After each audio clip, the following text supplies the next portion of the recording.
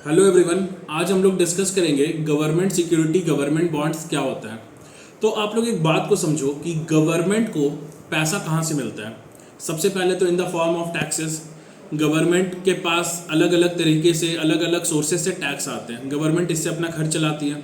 फिर भी अगर पैसा कम पड़ता है तो गवर्नमेंट लोन लेती है। गवर्नमेंट के अपने कुछ जो भी पब्लिक सेक्टर होते हैं उससे गवर्नमेंट को जो भी पैसा आता है, कुछ पैसा वहाँ से आ जाता है। लेकिन अगर गवर्नमेंट का खर्चा इन तीनों के बाद भी पूरा नहीं हो और गवर्नमेंट का income up to the mark नहीं है और खर्चे ज़्यादा हैं, तो गवर्नमेंट क्या करती है, बॉन्ड्स इशू करती है, या फिर आप कह सकते हो सिक्योरिटीज इशू करती है।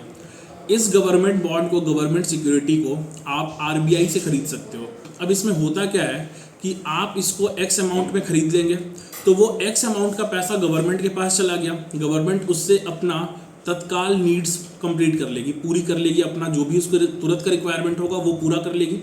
इसके बाद आपने जो एक्स अमाउंट का बॉन्ड खरीदा है, एक साल के बाद जितना भी परसेंटेज ऑफ इंटरेस्ट उसमें मेंशन किया हुआ होगा वो आपको x plus that much percent of interest के साथ वापस मिल जाएगा।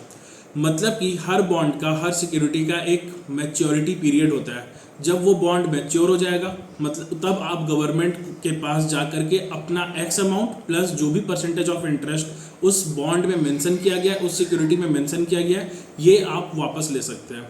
तो government bond and government security भी हाईली लिक्विडिटी एसेट होता है या हाई लिक्विड एसेट होता है।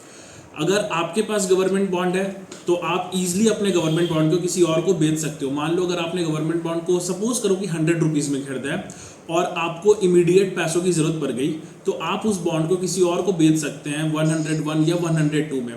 वो इंसान अपने मैच्योरिटी पीरियड के बाद जब गवर्नमेंट को ये बॉन्ड दिखा करके अपने पैसे को क्लेम करेगा तो उसको उस 100 रुपीज़ के बॉन्ड पे जो भी इंटरेस्ट परसेंटेज था वो उसके साथ मिल जाएगा।